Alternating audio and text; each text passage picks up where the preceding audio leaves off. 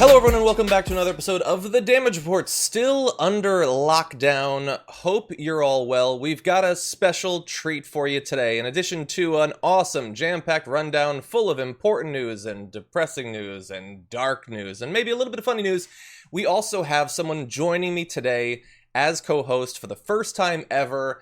Everyone say hello to Viviana. Vigil, welcome to The Damage Report. Hello, everybody. Thanks for having me, John. Big fan of the show. Very glad to have you here. Was very excited for this show. This is your first time on The Damage Report. Would you like to introduce yourself to the audience? You did a great job. I'm Viviana Vigil. I work as a TV host and a producer, currently working on a really exciting political talk show called Maria. It's on El Rey Network. It's really delving into some current issues with a Latino skew, obviously looking at it through a Latino lens. Mm-hmm. Really exciting. I have never been able to see concepts like this on television before. Talking about defund the police. We're talking about abolish ICE. We're talking about stuff that Latinos do talk about and we don't see on mainstream television. So I was super excited to get into this genre because I come from a long history of entertainment journalism. Mm-hmm. But when you have a reality star for a president, everything collides, right? It so does. I'm very... It does. And yeah, your background previously was in entertainment. I have to say that I don't know if you saw the breaking news about Tandy Newton. When I saw that, I thought, should I try to fit it in? But there just wasn't room, unfortunately. Sorry, Tandy. But yeah, if you're watching this right now, go take a look at her most recent interview. It is spicy. Anyway, maybe we'll talk about that on tomorrow's show. But today we're going to be talking about the White House's COVID strategy, which looks suspiciously like no strategy at all. We're going to talk a little bit about who got PPP funds and who did not. The most recent ICE effort to kick as many people as possible out of the country. And look at this, good news when it comes to multiple pipelines. So that should be fun. What won't be fun is if we do have time for it, NASCAR and the Confederate flag. Trump is weighing in on that once again, so we might touch on that at the end of the program. If you're currently in the chat, as a couple thousand of you are, please hit the like button if you haven't already, and you can feel free to share the stream, let people know that we're doing this, and they can get in here and chat along. If you leave comments and tweets and super chat and all that, we'll be responding to those as we go along. But with that, Viviana, how would you like to jump into it? Let's do it. We got some good stuff. I mean, there's never a short supply. No, I never really have to stretch that much to fill a show. But okay, let's do this thing. President Trump understands, at least on a shallow level, that he's really flubbed this coronavirus thing. And so he and his inner circle have come up with a new messaging strategy around coronavirus, and it's really something. His advisors are looking to reframe his coronavirus pandemic response, and they want to, quote, convince Americans that they can live with the virus. You know, except for the many, many, many who don't. But anyway, the White House officials are hoping that Americans will, quote, grow numb to the escalating death toll and learn to accept tens of thousands of new cases a day. Well, the joke is on them, Viviana, because I fear that much of America has already grown numb to the death toll and has come to accept tens of thousands of new cases. We're going to have more on this in just a second, but what do you think about this as a strategy? Just hunker down and don't talk about it and hope that people move on. I think you are right that everybody has kind of already learned to deal with it. We know that this is going to be a problem, but the strategy is so familiar because I feel like several boyfriends have tried it on me before. Gaslighting. Mm-hmm. It's new and improved. Mm-hmm. And it can kill you, apparently. We do need to live with it. That's why we need masks. That's why we need Dr. Fauci to listen to him. Mm-hmm. This is not something that's gonna be dealt with without national leadership. Unless we get to the place where we do lose the 2.2 million people that he said we're gonna save. Mm-hmm. Well, it's getting kind of close on the margins there, Trump. Yeah. And personally, I lost my tia abuela, which is my grandmother's sister, her twin sister, her mother, and her brother to the Spanish flu in 1918. I mean, this decimates families. So the fact that we just have a leader who it's fine, it'll go away. Meanwhile, getting tested daily, everyone around him is in some sort of quarantine or blocked. it's really disgusting that we have gone to this far in this country where we blatantly disregard people who cannot afford to protect themselves from this virus. We're talking about our essential workers who are, this is capitalism. This is predatory capitalism on its highest tilt. Yeah. Just literally exploit all of these bodies for our own political gain. It is pretty easy to just say live with it when you are effectively the most protected bubble boy in the universe. Like, that everyone who comes near you is going to be tested. You don't get that benefit. I don't get that benefit. But let me give you a little bit more about the strategy.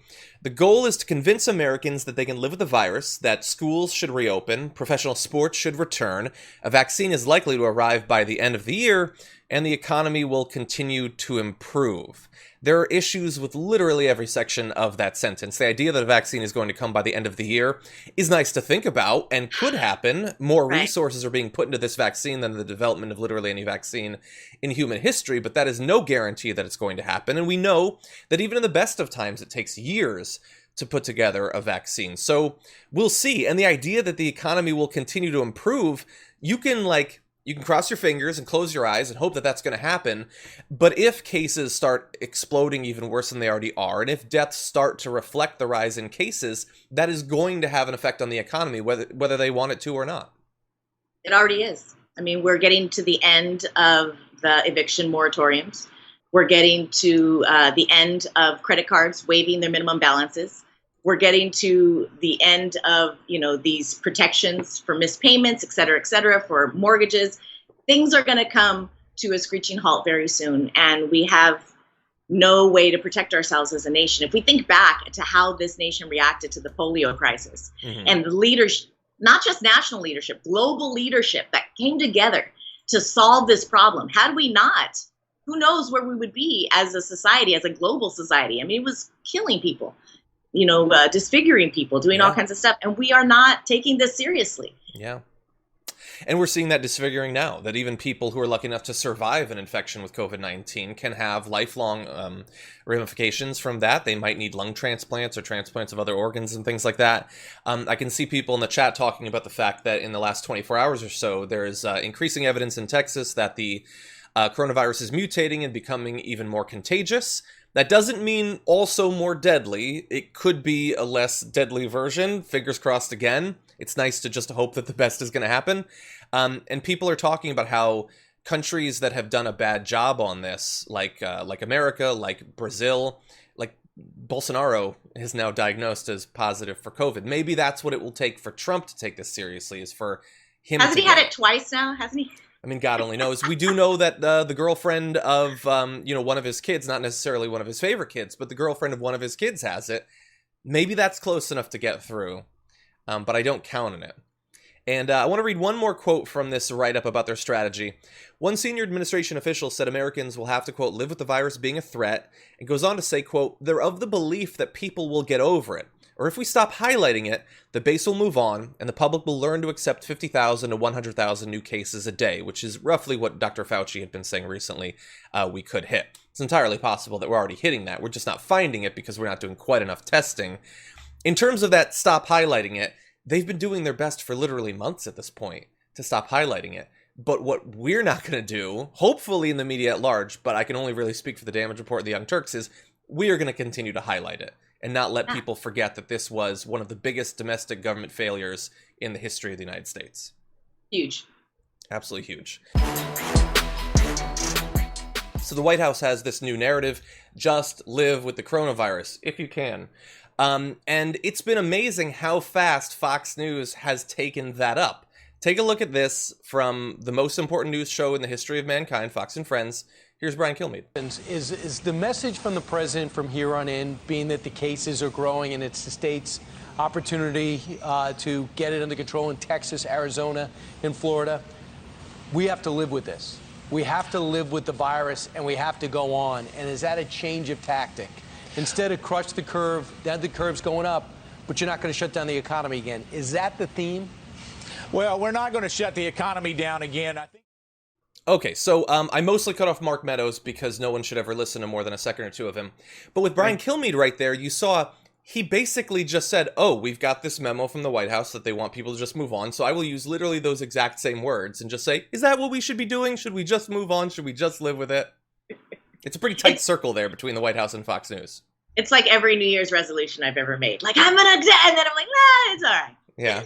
So what I wanted your response there on Mark Meadows. He goes off on a whole bunch of nonsense, but at the beginning there, he did say, we're not going to shut down the economy again. And that I trust him on. I don't trust a lot of what I hear on the news, but I do trust him there that no matter how bad things get, if, God forbid, if the death toll goes back up to 1,000 a day, 2,000 a day, or even worse than the first wave, that the appetite for lockdowns and sort of enforced social distancing, that we might have run out of that. Maybe not everywhere, but in enough states. What do you think about that? Do you think that Texas or Florida or California would lock down again? I think it would take a lot to lock down the economy again, in regards to closing restaurants, closing all. I mean, they're doing what they can in regards to public eating spaces, because that seems like the biggest issue in how contagious that area is. But they are, I don't know if we want to go this far. They're not going to give any more PUA funds to unemployment. They're not going to extend unemployment. They don't care. That's where we are right now in this country. They do not care about anybody but their own bottom line. And that means that they're going to plow through this, even if it ruins the economy, because their pockets are going to be okay at the end of the day. Yeah. And that is very sad. I do think that if the hospitals get overrun, there's going to have to be, and it's going to be states that are going to make special changes to their economy. Because national leadership is not going to enforce it. They are not going to shut it down again. It's almost on just the fact that he doesn't want to go back on his word. Trump is a moving train. They call it the Trump train for a reason. No rhyme or reason. It just flies down the tracks. Yeah. It's like the Snowpiercer. Exactly. And that, I don't remember that ending well. Yeah. Well, think about it. If the right-wing media has spent months telling people that having to wear a mask, let alone shutting down the economy, is a fundamental trampling of your constitutional rights, and they say it night after night, week after week, and then it gets really bad, are they going to be like, oh, psych, no, we have to shut down again, and everyone please wear a mask? I mean, thankfully on the masks, we've been giving credit to every Fox host who has switched on that. But the lockdowns, I just don't see it happening. I mean, they fundamentally care far more about the health of the economy than they do the health of any individual American, no matter what the numbers are. And even though it will ruin the economy, though. It's going to. It 100% will. And I agree with you that there might be individual states that are willing, or states or cities that are willing to make changes. Like Miami shut down some things, restaurants, I think, and they had shut down gyms again until this morning I read that they were reversing that. Why? Because people complain, because they've been trained to complain. And the issue with a lack of national leadership is, let's say California shuts down again. What about all the other states that send their people into California? I noticed that we were talking, my wife and I were talking about Las Vegas and how, they've been up and running and all that. And I haven't really noticed an explosion of cases in Nevada. But then I realized, but you wouldn't. Because people would go there, mix, and then go back to literally every corner of the country. You would see it there. You'd see it everywhere. And that's the only people from Nevada that are on the Strip are the people that work on the Strip, and they're wearing masks. Yeah. They're still more likely to get it, unfortunately. And that's been sadly the story of this entire thing. It's the people who are least prepared to weather this or forced to, but it's going to go everywhere. We need to talk about a relatively new show called the Republic, or UNFTR. As a Young Turks fan, you already know that the government, the media, and corporations are constantly peddling lies that serve the interests of the rich and powerful.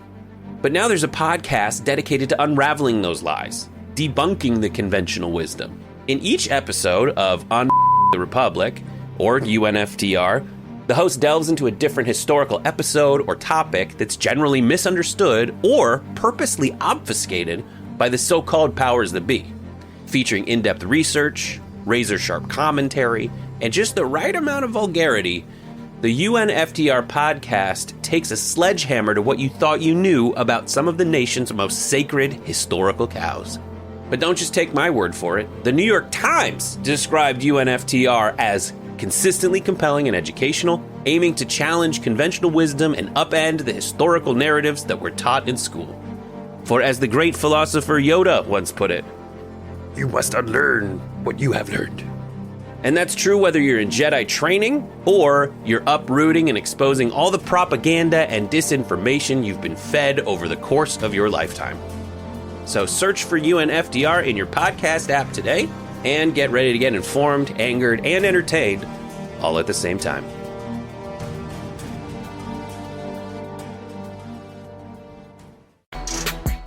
White House has their new strategy. Just live with it. Don't complain. Pretend that 130,000 plus people haven't already died. Is this a good strategy? I don't think so, but man, do they need one, because Donald Trump's approval rating has been significantly hurt by his lack of interest in the pandemic, his lack of interest in protecting people, his ignorance of the science. Pew Research Center did a poll, and they found that Trump's approval is slipping fastest in the 500 counties where the number of cases have been more than 28 coronavirus deaths per 100,000 people.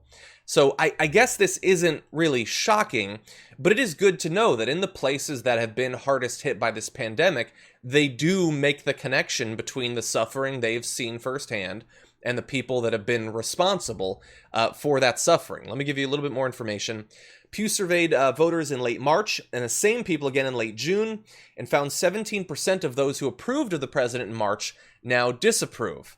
So hey, isn't that progress? Dude presides over deaths that are rapidly approaching World War II battle deaths for America, and 17% are now disappointed in him. That's good. Crazy that it's that low, but it's better well, than nothing, I guess. But we're starting from his supporters, and his supporters are blindly following him. It doesn't really matter what he does. His supporters are there for a multitude of reasons, and most of which lead to white supremacy. I mean, they are not making rational choices in supporting this man. So it's going to take a lot to pull him away from there. I mean, it's going to take their own family being wiped out from coronavirus and then seeing that link. And that's not happening just yet, but it will happen when we see these numbers continue to rise. Everybody's going to know somebody that has died. Everybody's going to know somebody that suffered. Yeah. You know? Yeah, I consider myself massively lucky that so far I don't know anyone that has had a significant case yet, let alone died, not personally. But let's talk a little bit about how this change in approval is working. The shift has come equally among Democrats and Republicans, men and women, and college graduates and non-graduates, but those who live in counties with a high number of virus cases were 50% more likely to say they no longer approve of Trump. So I feel the need to cover this because I want people to know that despite what it has seemed like from the beginning of this Trump thing, some people still hypothetically can be reached. It seems crazy that this is what it took, that they were there for that whole ride for years and still liked Trump by March of this year, the whole thing. But some of them can be reached if enough tens of thousands of people die.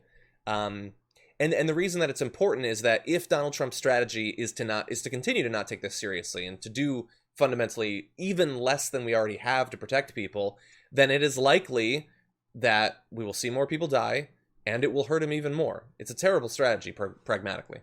It's really bad. It's really bad, and it's really sad that it's taking people to suffer and die to change, his constituents' minds as to the job that he's doing. But I never thought I would say this, but I think Trump needs a political strategist even more than he needs a makeup artist at this point, because here was an opportunity for you to lead. Here was an opportunity for you to actually win people over, being the leader that this country needed. And not only did you fumble that ball, but then you continue down this path and not acknowledging your own mistakes. I mean, this is a very flawed, unhappy man inside, to not be able to sit back and reflect, and to have self-actualization. Like, he is so far from that. It's upsetting. Yeah. The emperor has new clothes. Yeah. And by the way, I see a comment from Anani Moose who says, talk about how COVID-19 affects Black and brown communities far more than other communities. And that's 100% right. And especially important in terms of analyzing this polling data, because the effect has been seen largely equally across political and racial groups. And that is with Republicans having been mostly demographically insulated from the worst of coronavirus so far. And even with that, some of them are seeing how big of a failure this has been. Can you imagine if there wasn't the effect of systemic racism being, transmitted through our public health system and the way that the deaths have been so unequal? Yeah, I mean, and it doesn't exist in a vacuum, right? It's not just the public health system. It's, the education system. It's the prison system. It's all of these industries that are meant to oppress. Yeah. And, Black and brown communities are affected not only because they don't have the access to healthcare that other, more privileged groups do.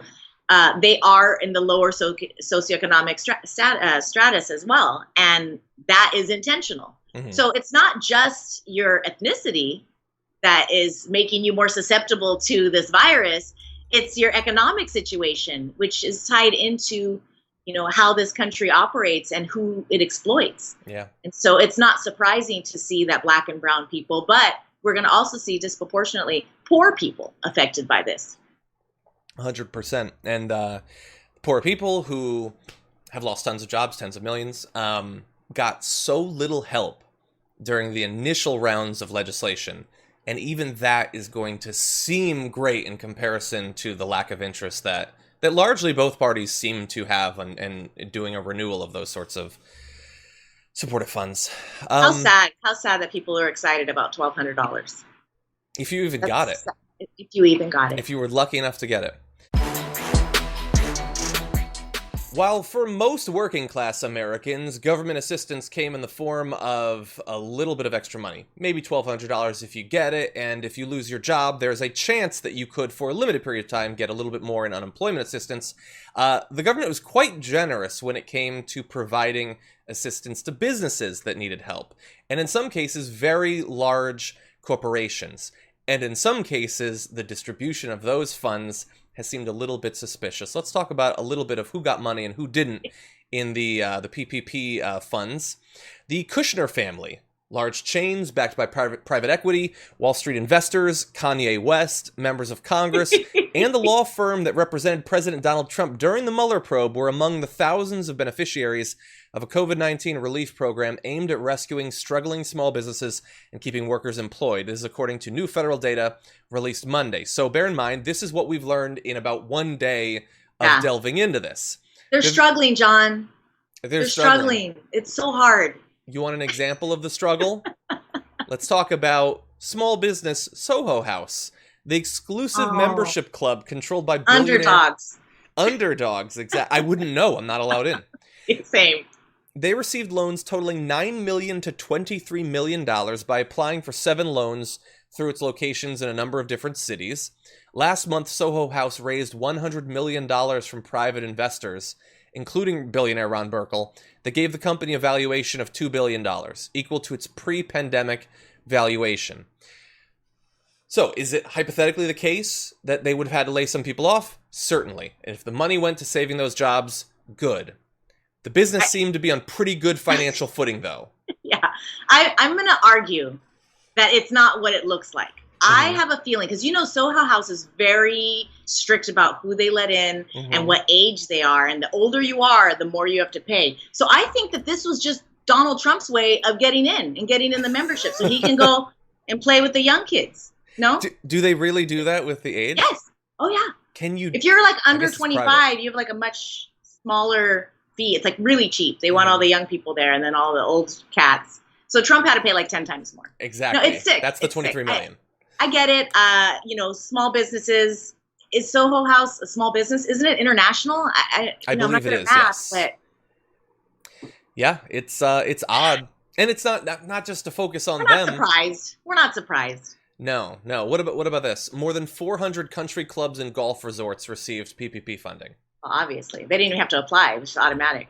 Yeah, and again, hypothetically, people could have been laid off and could have lost their jobs. That is certainly true. In some of these cases, though, the fact that their businesses received the same valuation mid-pandemic as before implied that they were on okay financial footing to make it through this. But what also is disgusting about these big businesses is they have already backing. they already have credit. They already are able to get loans. They have that sort of financial support through their institution, relationships with banks. Your smaller independent, mom and pop shop, they don't have those resources. And in my opinion, that's what those small business loans were for. So we knew this would happen. We knew as soon as they did this that they were going to take every opportunity to bleed that piggy bank dry and give it to their friends. Yeah. I mean, this is what we live in. We live in a predatory capitalistic society with a culture of individualism. So not only is the government going to oppress us in that way, then the individual populace is going to be like, "Whoa, it's our job to Horatio Alger our way through this." And so, exactly. And here's the thing. It is one thing to identify the people who've received funds that don't seem financially to have necessarily needed it, or that have close connections to the government, whether it's the Trump family, the Kushner family, or people close to Devin Nunes. His winery got money. There's people, I believe, close to Nancy Pelosi. Like, this is on both sides. Right. But I'm also more interested in those who didn't get money through this. So let's take a look at a quote from the founder and CEO of advocacy group Small Business Majority, John Ahrensmeyer, who said, nationally, a total of more than 21,800 minority-owned small businesses, many with multiple employees, received a loan for under $1,000. To raise eyebrows even more than 1,200 of those businesses received less than $100, with some receiving loans as low as $1 American. Underfunding has been a pervasive problem for borrowers since PPP launched. And so when you look at the fact that many didn't get anything, many who did get something got very little, perhaps not even enough to buy a Snapple. $1,000? $1. I mean, even 1,000 isn't going to save a ton of jobs. No. You're right. It's really disgusting. And I think that's a really important way to look at it about who didn't get the money, John. I like that you did that because obviously it's the majority of people that didn't get the money are going to be, the ones that we're not hearing from because they're the ones closing up shop. We don't even know what's going on with them. And they're going under. Not only are their business is going under, their families are going to suffer. It's upsetting because this was meant to help the country, not help Soho House. I mean, are we going to be okay without Soho House? I think we are. I think we'll be fine. Well, and apparently they would have been fine without us. Yeah. But yeah, to give so little money, it makes it seem as if they're giving out the bare minimum necessary to make a number sound good. To say, hey, we funded thousands of minority-owned small businesses. Don't ask for how much, but we funded them. And so when you're giving... Go ahead. Just really fast, when you give so much to these businesses that are doing very well, and when you note that as of June 30th, more than $130 billion in funding remained in the PPP tank that could have been given out, the fact that so many of these small businesses that have employees that they have to keep employed received so little or nothing, that is the ultimate insult out of all of this, I think. It really is. And unfortunately, we're going to see, you mentioned earlier, Pelosi did it. It's on both sides. I mean, in my opinion, they're on the same side. Mm-hmm. When you're on that level, I don't think Pelosi is that far from Trump. Sorry, Pelosi, come at me. I'm ready. Because when you are more about your friends than actually the country, then your loyalty is skewed. Mm-hmm. And it's hard to trust people. It's not surprising that people don't have faith in wearing masks there's been so many contradicting things have been going on, and we have no steady leadership. You don't have anybody that says, no, I'm going to take care of you. I'm going to help you. And that's what these loans were meant to be. It's supposed to be a safeguard because when you protect your small businesses, you protect your communities. That little main street down the street, everybody has a little main street. And when that main street goes under, you have all kinds of problems. You've got kids getting into trouble. There's nowhere for them to go and hang out.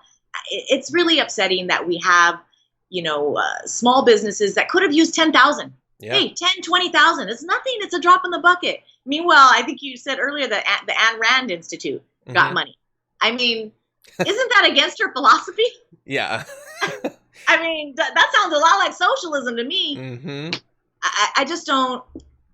It's hard for me to just look at what's going on and not be angry. Exactly. Yeah. Yeah. And that so much of the focus was on business funding and not on making sure that people can pay rent and all of that. But even if you took care of the small businesses, you would then in part take care of people paying rent, take care of families, because that's who owns those businesses. Yeah, and if you gave money directly to people, a lot of that would go back to businesses, and so you would be helping them out too. It's ridiculous. Novel idea. I'm voting for you, John. I'm going to write you in. Thank you. That's a waste of your vote, but feel free. Around the country, more and more people are understanding that the police desperately need to be reformed. And for a lot of people, there's a lot of rage towards the police. And ICE has seen that, and they don't like not being the most hated government agency. And so they've come out with an effort to get you to refocus your rage on them. In a news release Monday, ICE said that students who fall under certain visas may not take a full course load online and remain in the U.S., adding that the U.S. Department of State will not issue visas to students enrolled in schools and or programs that are fully online for the fall semester, nor will U.S. Customs and Border Protection permit these students to enter the U.S. So effectively, if you're one of these international students who had either already been in the U.S. or was planning to come, now that COVID has required many universities, including Harvard and other Ivies, to switch to online course loads, you might be removed from the country as a result of that. Why? What is the purpose? I mean, right? I can't. Yeah, I do know. But I just, when is ICE going to be done? Because I'm over it.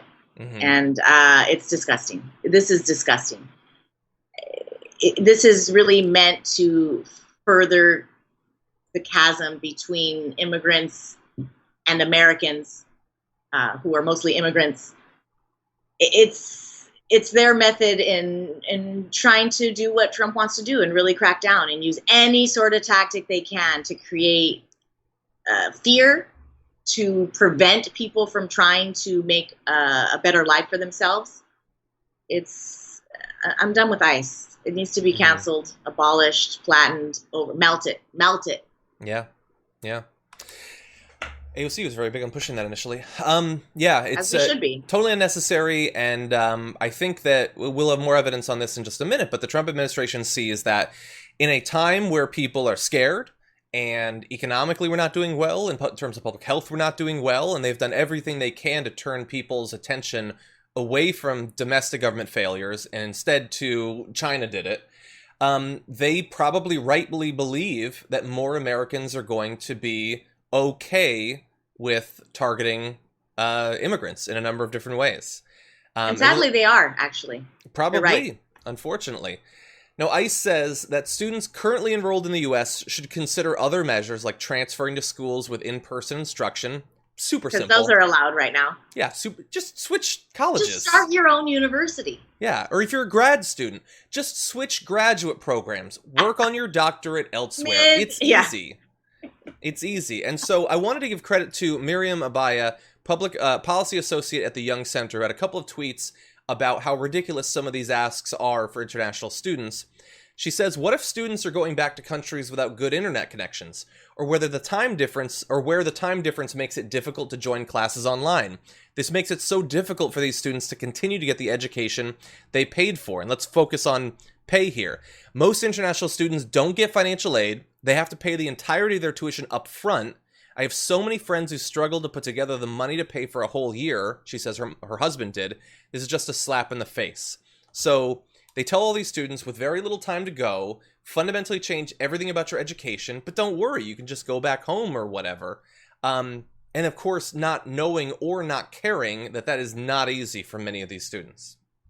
I mean, it's a pandemic, so we're going to expect there to be some major shifts, especially, in the university level. And we know that's a hotbed for virus transmission. But this is something different. This is something just meant to, it's like when you see a little open, okay, like now I can really take advantage of this situation. That's what this government is always looking, this administration particularly. But I'll say government because, Obama was on that ICE train too. Mm-hmm. So we can't forget who really established ICE and, what foundation he laid for it to be further and further for people to be exploited and abused. So it's pretty disgusting because these are all just students who are trying to make a better life for themselves, which isn't that the American dream? Exactly. Supposed to be. That's what I was raised on. But again, to the point that we were making before about the Trump administration sort of using this pandemic to advance the agenda that it already had. I mean, we've seen that in a number of different areas in terms of the environment and food safety and all of that. We also have this. Last month, the White House issued an immigration proclamation dramatically curtailing legal immigration to the U.S., sending hundreds of people and businesses into a scramble to understand whether their future plans are derailed. In the proclamation, the administration argued that the, quote, extraordinary circumstances posed by coronavirus called for the suspension of employment-based visas. But immigration advocates, industries, and experts say the administration is taking advantages of the pandemic to make sweeping immigration changes and advance its agenda / legal immigration. Yeah, the extraordinary circumstances. There might be extraordinary circumstances, but I don't think they give a damn about it. They would do this no matter what the situation was. Well, and it's happened right after they allowed the DACA students to stay a little bit longer, and now there's this. Yeah. Now there's all these requirements and these things because they don't want it. They don't want it. And this is a real big issue for Americans, and it's a real big issue amongst Latinos as well, because there's a lot of obviously Latino immigrants here in the United States, mostly because of proximity to with the border right there. So you have a lot of Latino students hate towards Latino immigrants in general, as them being people trying to freeload. That's why, and I missed her name, who brought her tweet up. She talks about how these international students pay for them. They don't get financial aid. There's this idea that these students are coming in and taking resources from other students, and they're not. Yeah. There's not this shortage of knowledge that you have to be so protective over. But really, this is just another way to keep people away and to create this idea that this administration is cracking down on immigration, and they're not going to give any favors to anybody who's not natural born American. Mm-hmm. I don't know what American is anymore. And especially, think about Trump's doing bad in the polls and all of that. And economically, we're probably not going to be doing well. In terms of public health, we're not going to be doing well. It is only going to get more racist from here on out. I don't know what more bans they can do after the last few years, because so little immigration is still allowed. But if they can find someone trying to get to the U.S., they're going to find a way to stop them, to reassure their base that he still has their back. He still hates all the same people that they do. It's a real easy solution. If you're really that concerned about undocumented immigration, then crack down on the people hiring people. Do you remember that raid of that chicken farm just before the pandemic? And they got 600 and some people. Yeah. It was a immigration raid. What happened to that chicken farm guy, the owner? Nothing. Yeah. Nothing happened to him. So we're now going to criminalize people who were desperate to go slaughter chickens. That was their lifelong dream. Mm-hmm. No, this guy making millions of dollars, not only exploiting these workers, but also poisoning our bodies with this poisoned chicken, which I'm sure is not healthy. And nothing happens to him. Scot-free. He probably was given a heads up. Hey, we're going to go take your workers. He's probably like, oh, dang. Exactly. Yeah. And that's always been the case. And so if you really want to solve it, yeah. How about all these people that are all anti-immigrant people? How many are hiring undocumented people, paying them underneath the table, not hiring them legally, not paying the taxes? And these are the same people, criticizing immigrants, that they're taking advantage of the country when you're the one actually doing it. Yeah. Last week on the show, we talked about the tragic case of the apparent kidnapping and murder of Vanessa Guillen. There is an update on the story that takes it in an even darker direction. The Army Criminal Investigation Command determined that the remains found last Tuesday near the Leon River in Bell County were those of Guillen using DNA samples. Major General Scott Elfland said Guillen's family was notified on Sunday. As of right now, you'd know this if you saw our last reporting, but just in case, a suspect in her killing, Aaron Robinson, fled the base and died by suicide early last Wednesday as law enforcement agency tried to make contact with him.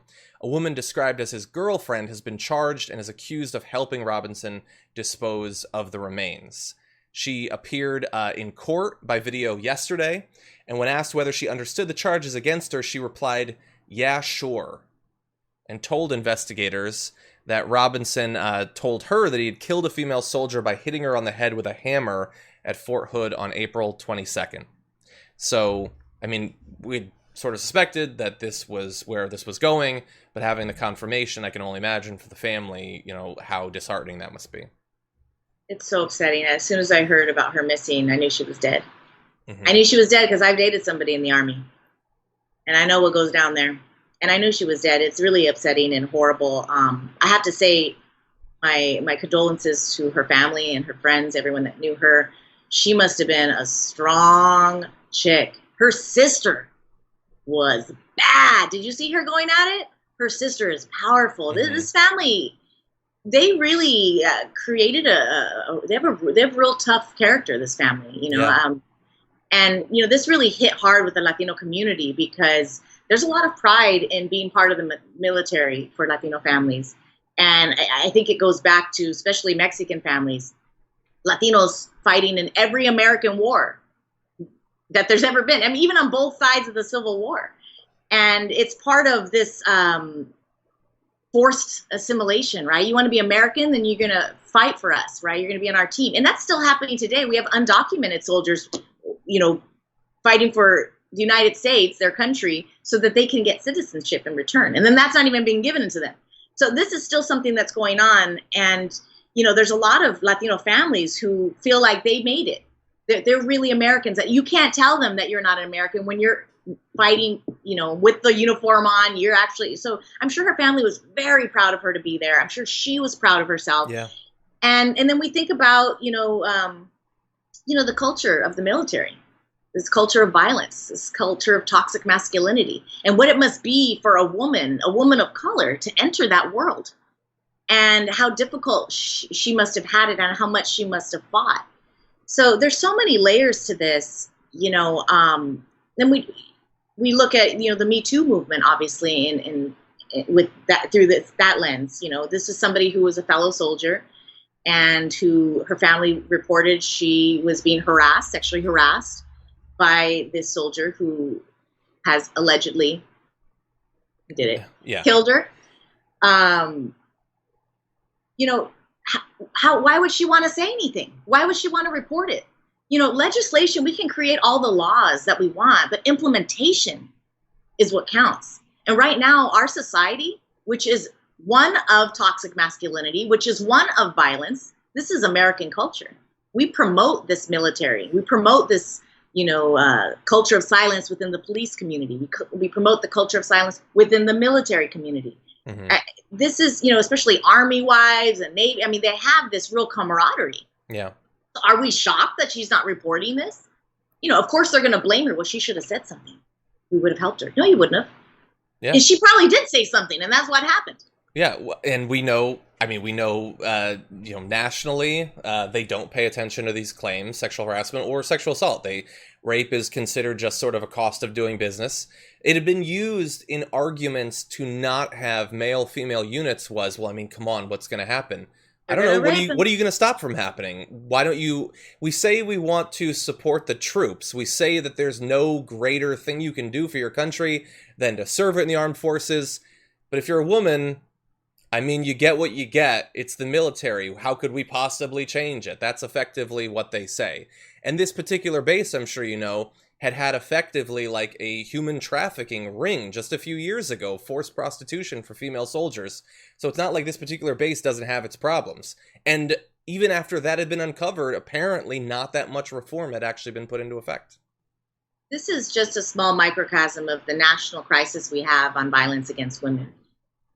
Sexual violence, physical violence, it's rampant in this culture. It goes back to, it doesn't really matter what legislation we have, it's the implementation.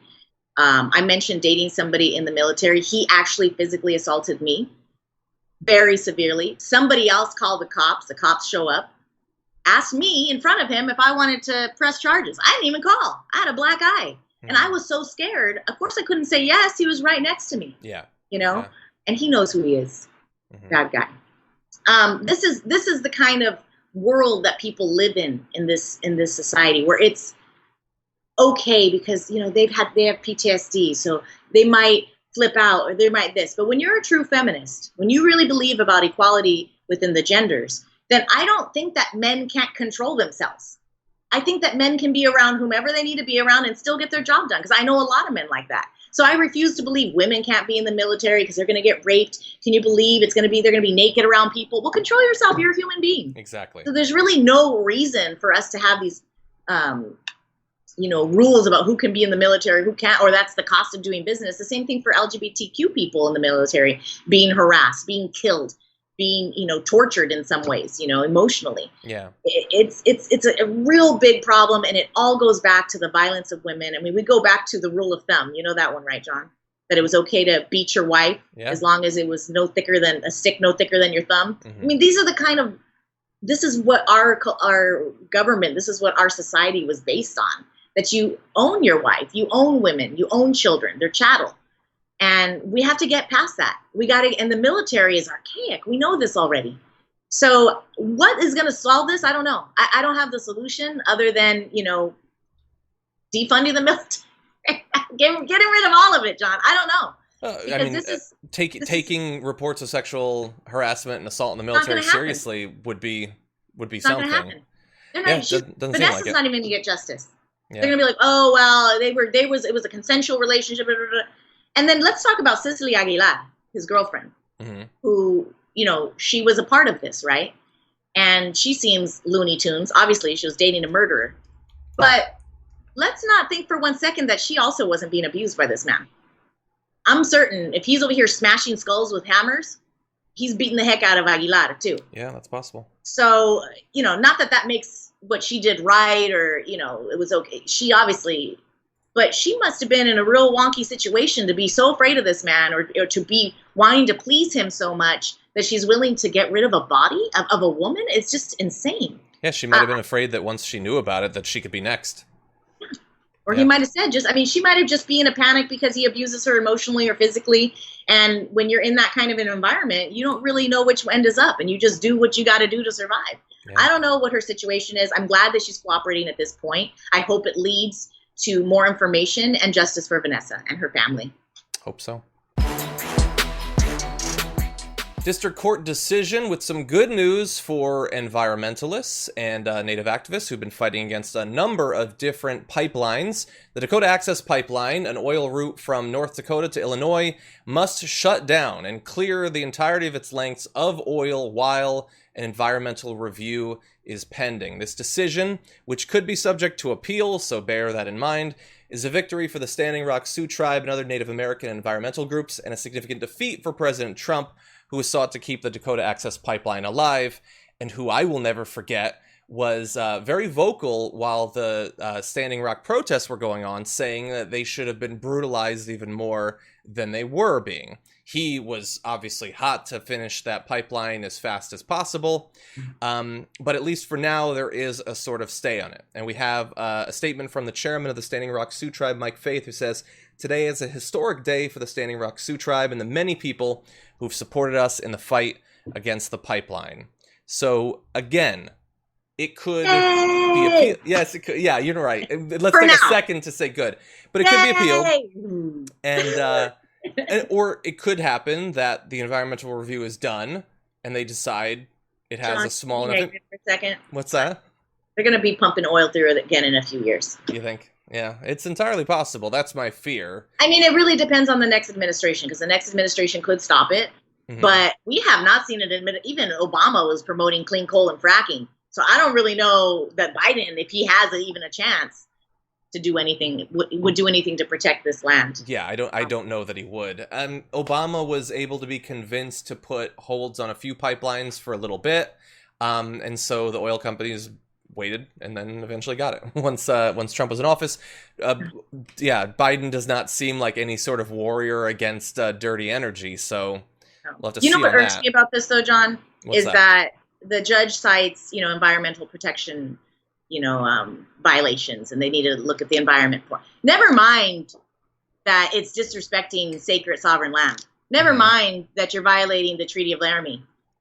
Okay, tell me that it's a mile off of the border. It's like your little mean bratty brother saying, "I'm not touching you, I'm not touching you," and you're right this close.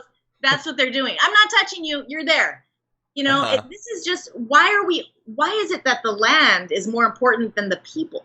When they decided not to go through Bismarck, they didn't want to disrupt residents and homes. but yet they say they're not going through the reservation when they're at the door.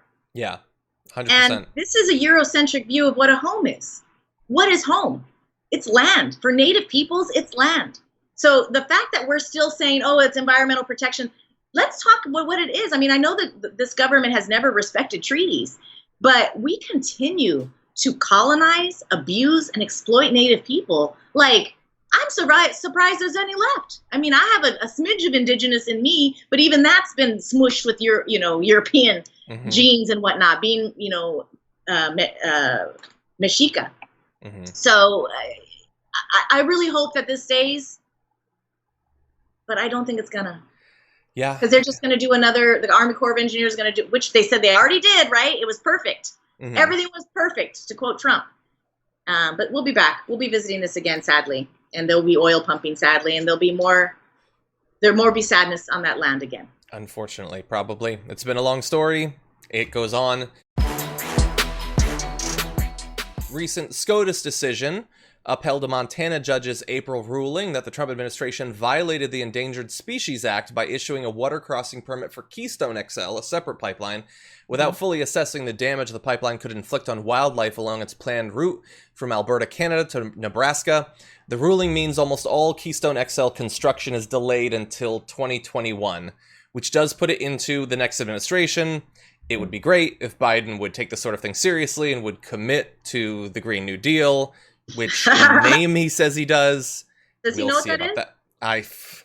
Do you want a reporter to ask him to describe in detail what the Green New Deal is? Is he taking interviews with reporters? He's done a few things. He's done a few speeches. Every morning I wake up and I forget who's running against Trump. Every morning. I'm like, who is it again? Yeah. So, yeah, there could be some miracle and he could, really decide to back the Green New Deal. Is it going to happen? There's pressure being put on to the effect that we can. Trying. This is good. This is good, and you got to work within, your oppressors' means. You got to play their game to do this. And the solidarity from the Standing Rock people and the Sioux people, and just, all of Native people that are still standing strong after hundreds of years of genocide. Yeah. It just, we don't see that strength anywhere. I just so resilient. It's amazing to me, and I don't think that I could ever be as strong as they are, and I hope I can support them. I agree. And our own land, and our land, our country. That's so beautiful to have a disgusting oil pipeline going. I mean, it's just bonkers. It's like a cartoon. I know. What a giant tube of oil. This will be fine. and we know, of course, how many times have been couch, massive. John. What's that? I don't even eat on my couch. They want to run. I do, but I get what you're saying. Okay, one more bit of good news. Let's turn to this. The Atlantic Coast Pipeline has been canceled after years of delays, accusations of environmental injustice. So activists had been there you see, I believe this was last year, Al Gore and Reverend Barber went there to talk to activists who were fighting against the Atlantic Coast Pipeline. So that has now been canceled, with the two energy companies that were partnering on it, Dominion Energy and Duke Energy, announcing they were abandoning the joint venture. This was going to be a natural gas pipeline zigzagging about 600 miles through West Virginia, and North Carolina. Probably the rich parts of those states, if I had to ask, or if I had to guess. But so this one is actually being canceled. So that's great news. I mean, who knows in the long run what's going to happen with some of these, but we do have in a short period of time a little bit of good environmental news when it comes to these. So that's something. It is something, and I think as the new generation have a lot of faith in our youth, and the Green New Deal would definitely change the way we approach this kind of stuff in the future, and our sources of energy. So I really am hopeful that if not this next administration, then the one that follows, we will see a lot more progress. Yeah. Yesterday, Donald Trump, who apparently doesn't get that there's a pandemic on and millions of people have lost their lives, was focusing on Bubba Wallace once again, tweeting about how Bubba Wallace is responsible for some sort of hoax when he wasn't the person who initially talked about the noose. But anyway, he goes on to say that and flag decision has caused lowest ratings ever for NASCAR, saying that because NASCAR is banning the Confederate flag, that's why their ratings are the lowest ever. Now, I put so little stock in what Trump says that I didn't even look to see what their ratings are, and I guarantee that he didn't either. Guarantee they're not their lowest Although ratings he either. does follow ratings. He does, but he also lies about read. them. Yeah.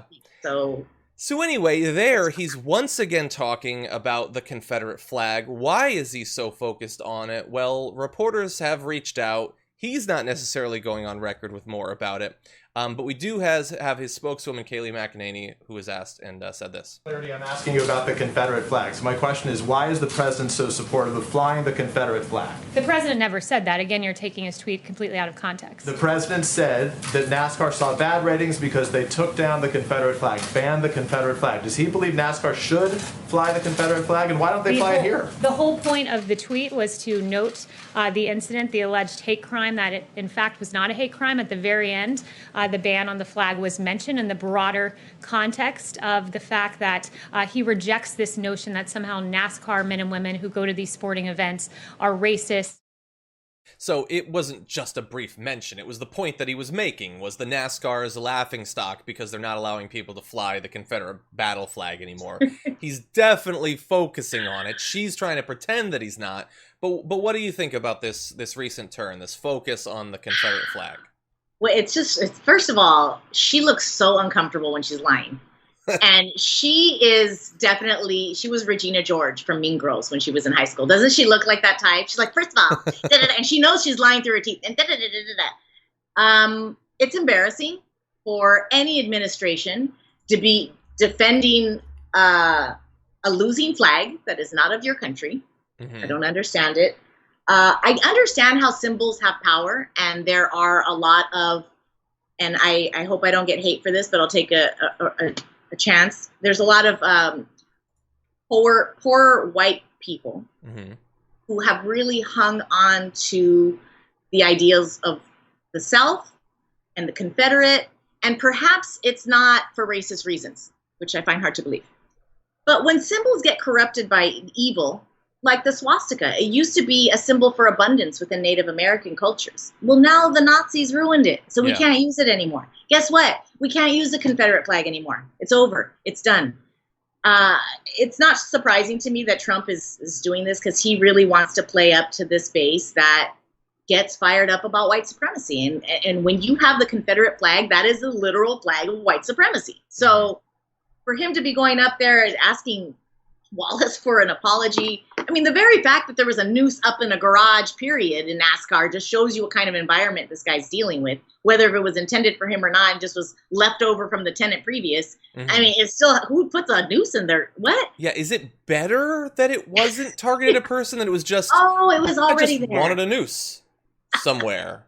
And it's shocking to me that you can, they need to fly the Confederate flag, but you can't kneel mm-hmm. to protest. It really doesn't make any sense. And anytime things don't make sense, the answer is white supremacy.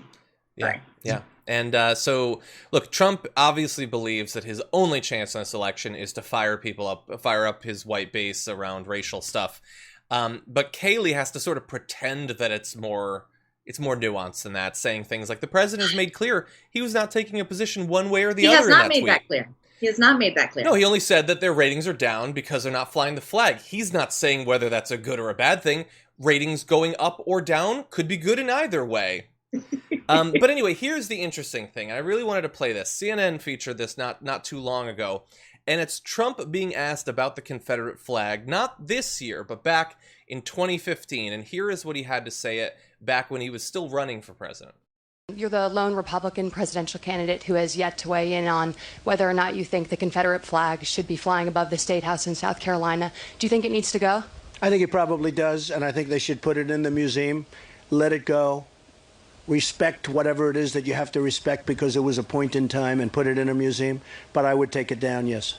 So back in 2015, he said, no, you could have it in a museum.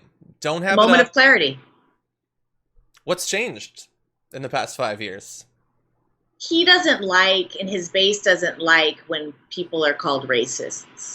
Mm-hmm. He doesn't, and she even mentioned Julie Smollett. What's his name? Jussie Smollett. Jussie Smollett.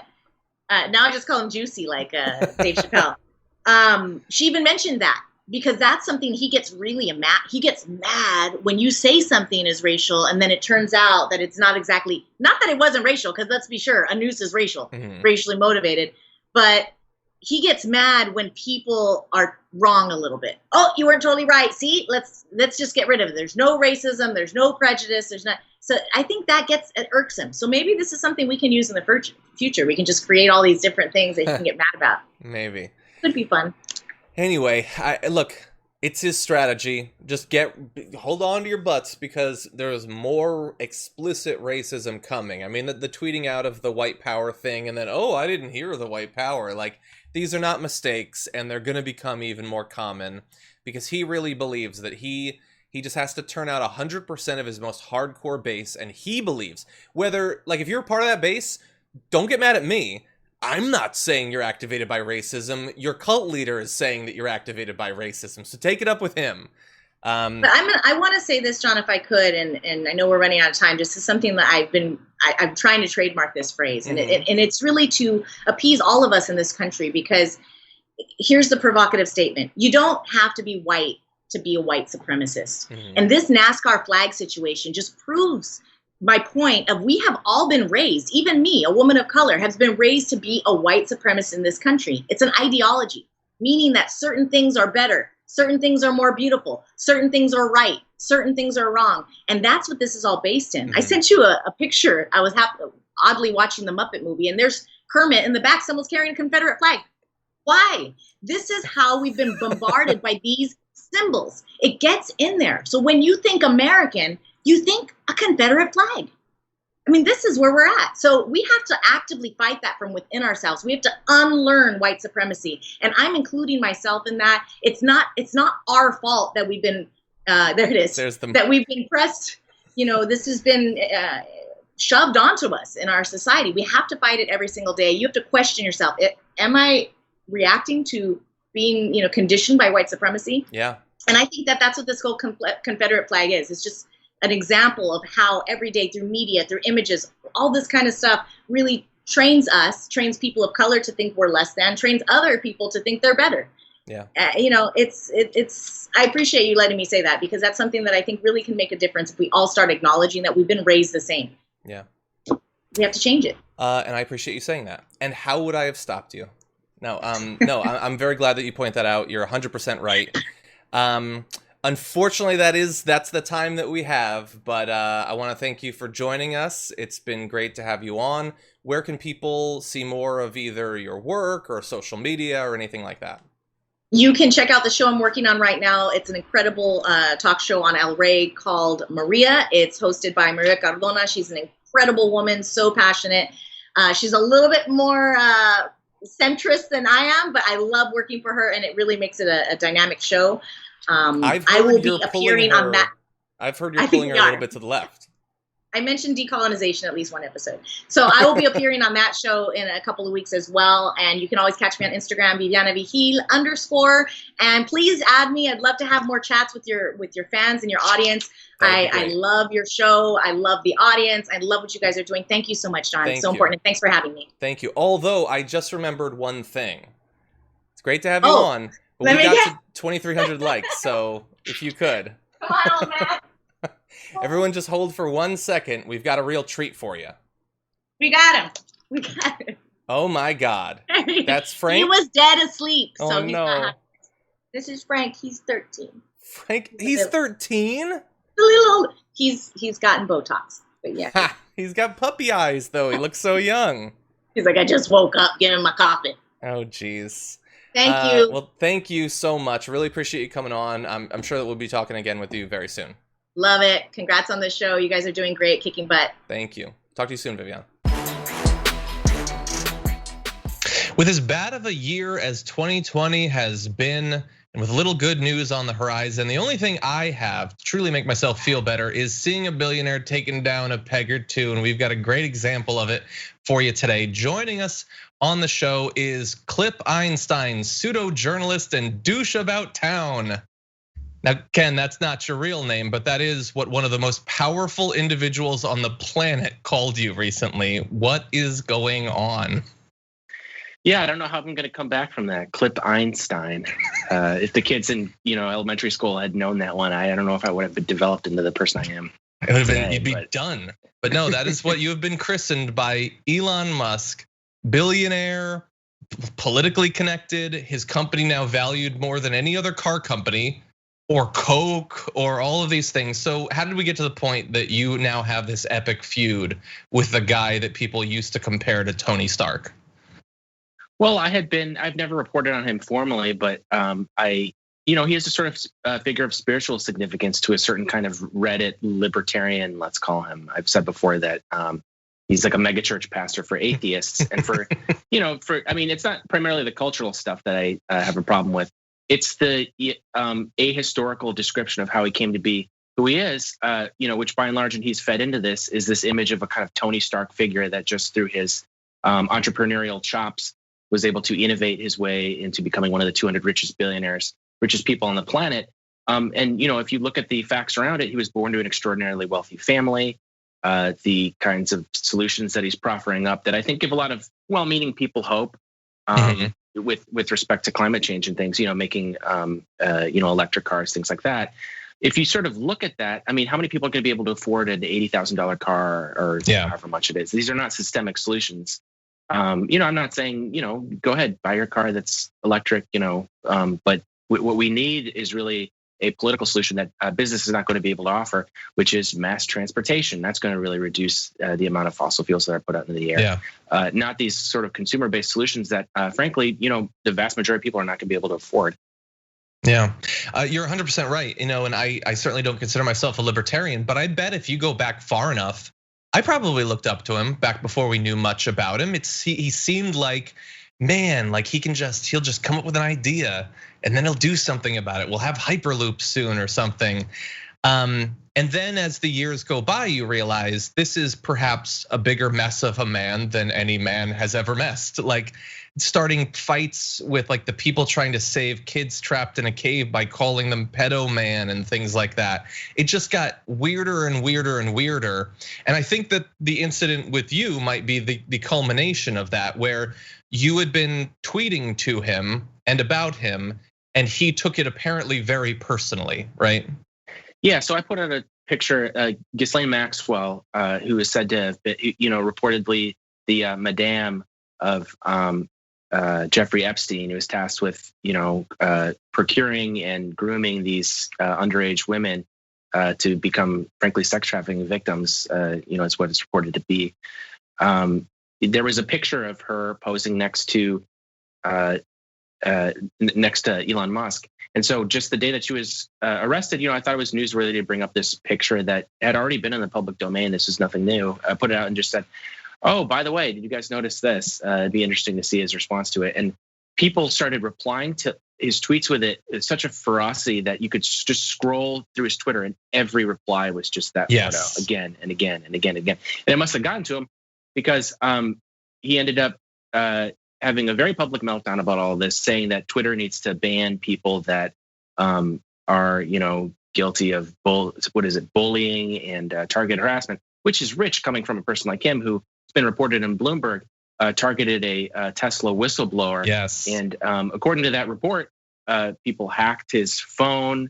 There were people following him around trying to dig up dirt on this individual. And so I just had to laugh when I hear out of the mouth of Elon Musk the words bully, not to mention the relative power dynamic here, one of the 200 richest people who probably knows everyone in Silicon Valley. And as much as I'd like to believe I'm the center of the universe, I don't know that I have the amount of power that someone like he has. Well, so you say that, but you did make a multi-billionaire's brain melt, so you have some power. Let's give you that much.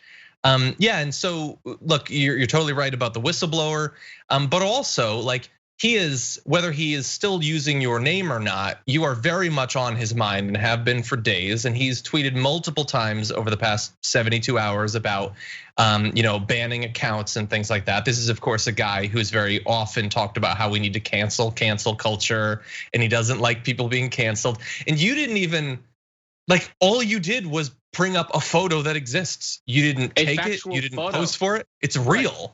Right. Yeah, it wasn't edited. It was already in the public domain. The only difference in terms. I didn't even report it. I just got some people to talk about it, and you see a news hook, a time, and an opportunity to get people to care about something they might not care about. Which in this case is not just the picture. He's acting as though, I saw her one time, big deal. But this is one of several examples of associations between him and Epstein world. So, for example, in the New York Times, Epstein alleged to one of the Times reporters that he had been tasked with picking senior leadership officials for Tesla. Now, I should point out that Musk denies that, but that's not the only association. It was also reported in Business Insider that Musk's brother had been set up with a girlfriend by Jeffrey Epstein. Wow. There's another report that Epstein and his entourage, as it was described as, was given a private tour of SpaceX. So if this was just one-off photo, I understand rich people see a lot of people, they don't have time to vet everybody. But this is part of a web of associations, and that's why I thought it was newsworthy. And that tour, that is after people knew who Jeffrey Epstein was. Oh yeah, that cannot be stressed enough. So this is after not only it was, Epstein had been charged, but he had been convicted and sentenced of, I think it was trafficking minors. And so billionaires are not ordinary people like you or I. High society, they talk a lot and they worry about optics in a way that folks like us can't even conceive of. So I find it very hard to believe that he wouldn't have been that he wasn't either aware or made aware of what Maxwell and Epstein and that whole world was up to. Exactly. And so one of the things I find interesting about this is that he really can't stop thinking about this. He's tweeting about this topic. I think you had pointed out in a screenshot at like 6 a.m. He's waking up early to tweet about this. But you made clear on Twitter that like you brought this up, but it's not like you're not trying to do reporting on Elon Musk. But now, because of his overreaction, you might sort of be forced to do some stories, right? Yeah, there was an avalanche of people reaching out with tips. Former Tesla employees, people I've been friends with. His exes, people described to me, people that he'd been close with, being made to sign very extensive and restrictive NDAs. So for example, his ex-wife ended up making a statement after all of this that read almost like, she had been put up to it because the language, as several lawyer friends told me, read as though it had been passed through several attorneys. She's trying to downplay his visit to their visit to, I think it was one of Epstein's homes, where the picture was, I can't remember there's so many different instances, but so she's trying to downplay these associations. And it really ends up making it sound a lot worse, I think. And so I don't really understand why they came up with it, but the language of the statement was very odd. It was like, to the best of my knowledge, I do not know Maxwell. However, I may have been introduced to her. And it just ended up, producing a lot more smoke around this issue that I can't imagine was what he intended to do. But that really, I think, typifies his response to this generally, which is to take something that really me and maybe a few other people notice and blow this up into, frankly, international news story that's been covered all over the world now. It's like the Barbra Streisand photo thing. Like, good job managing your PR there. So you've had all these people reach out to you with tips. Are you prepared to drop any scoops on TDR today? Not anything that I've nailed down enough yet, because as his interest in me grows, Musk, so too does my anxiety about his legal resources and his litigious nature. So I'll be careful about this, but I think I might have something in the near future. Okay, well, you're definitely right to be worried, because he has political connections, he has money, and he has nothing else to spend his time on but dealing with not a newborn kid or whatever, just you. So hashtag on the 4th of July, Klippenstein. On the 4th of July, no less. Exactly. I mean, there's points where he's tweeting at me, and I'm like, I have to go talk to my family. We're doing a group Skype call. Like, I want to, and it's like, and then it occurs to me, it's like, wait, he is an infant kid. Like, how do I have more family obligations than he does on a national holiday? Yeah, 100%. Well, we await with a lot of excitement the reporting that will eventually come of this, but as always, thank you for your fight against the billionaires and for your reporting. And I want to make sure that he gets your name right, Ken Klippenstein. Thank you for joining us. Good to talk to you, John.